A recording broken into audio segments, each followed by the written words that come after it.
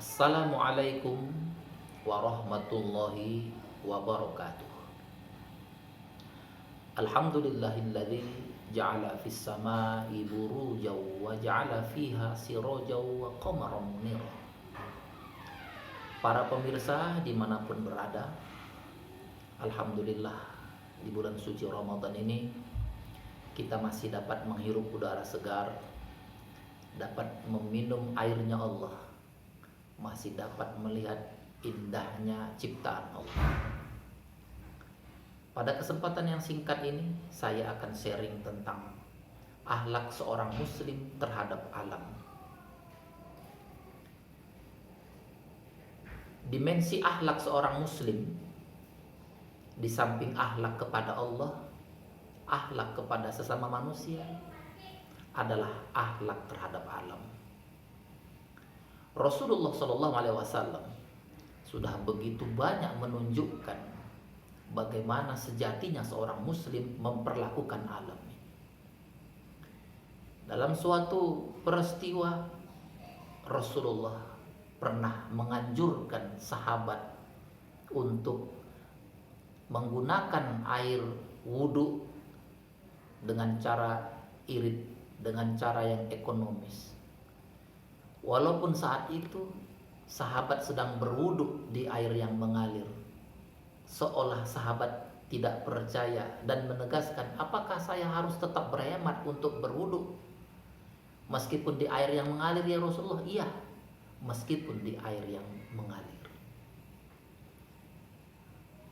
Pesan Rasulullah terhadap sahabat tersebut menyimpan rahasia, menyimpan hikmah yang begitu besar, betapa kita yang hidup di alam ini harus selalu bisa menghemat, tidak boleh boros.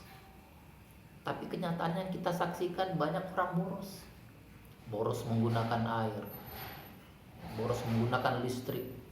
Semuanya seolah-olah dihabiskan, ingin dihabiskan tanpa memperhitungkan bagaimana polusi, bagaimana akibat yang ditimbulkan dari perilaku boros itu.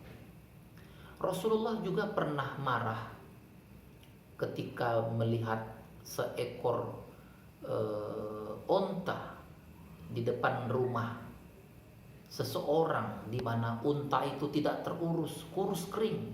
Akhirnya Rasulullah berhenti dan memanggil siapa pemilik unta yang kurus kering tersebut. Akhirnya keluarlah orang yang memiliki unta tersebut. Saya ya Rasulullah, saya yang memiliki unta itu. Saat itu Rasulullah pun marah. Engkau sudah berperilaku zolim kepada makhluk Allah. Engkau memperlakukannya dengan cara yang kasar. Engkau mempekerjakannya tapi tak memberikan hak-haknya. Peristiwa ini sangat akrab dan diketahui oleh sahabat-sahabat yang lain, betapa Rasulullah sangat marah dan benci kepada perilaku-perilaku yang menzolimi. Pernah ada dua sahabat yang bercerita panjang, tetapi sambil duduk di punggung onta. Rasulullah pun menegur, kalau mau bercerita jangan di punggung unta. Sebaliknya Rasulullah memerintahkan kita agar kita memperlakukan alam ini dengan baik. Kita harus berhemat, rajin menanam pohon. Dalam satu hadis yang sangat terkenal itu, kalau engkau hendak menanam, kata Rasulullah, meskipun esok akan terjadi hari kiamat, tetap tanam. Begitu perilaku kita. Tapi kebanyakan kita lupa akan kebaikan alam ini. Kita lupa bahwa alam ini sudah begitu banyak memberikan nikmat kepada kita, tapi tidak kita perlakukan dengan baik. Sayyid Hussein Nasr mengatakan, alam ini sudah terluka-luka, alam ini berdarah-darah karena ulah tangan manusia yang merusak, yang tidak pernah terpuaskan.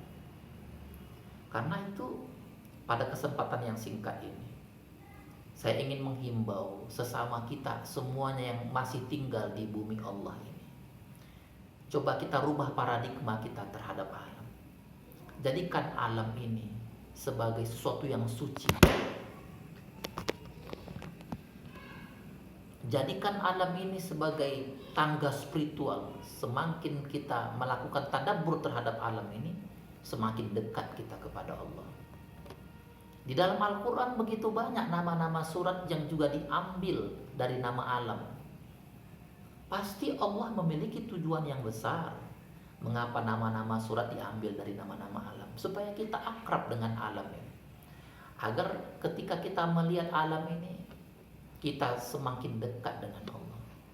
Kita kenal ada namanya surat Al-Baqarah, ada surat An-Naml, ada surat An-Nahl, ada surat Al-Ankabut. Itu adalah nama-nama surat yang diambil dari alam ini supaya kita akrab.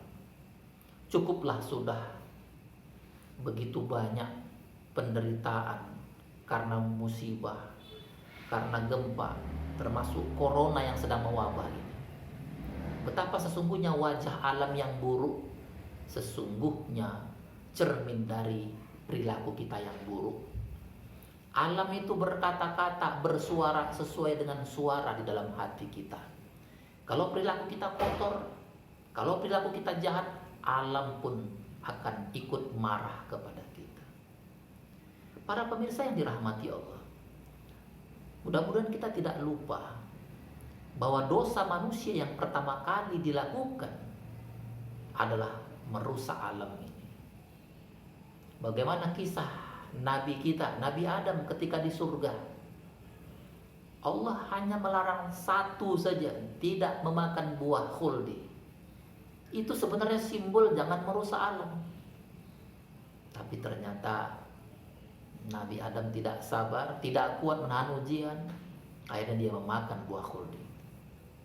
Tapi jauh daripada itu, sebelum Nabi Adam diperintahkan untuk turun ke bumi, Nabi Adam diperintahkan untuk tinggal di surga agar bisa melihat bagaimana situasi di surga itu.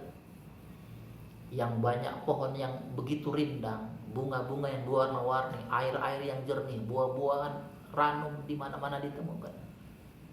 Pasti ada hikmah kenapa Nabi Adam diperintahkan untuk tinggal di surga. Tidak lain adalah ketika suatu saatnya nanti diturunkan, diperintahkan ke dunia, ke bumi ini, agar Nabi Adam dan anak keturunannya bisa menciptakan suasana seperti di surga, yang begitu bersih tanpa banyak polusi, begitu indah dengan bunga-bunga yang berwarna-warni, buah-buahan dan air yang bersih.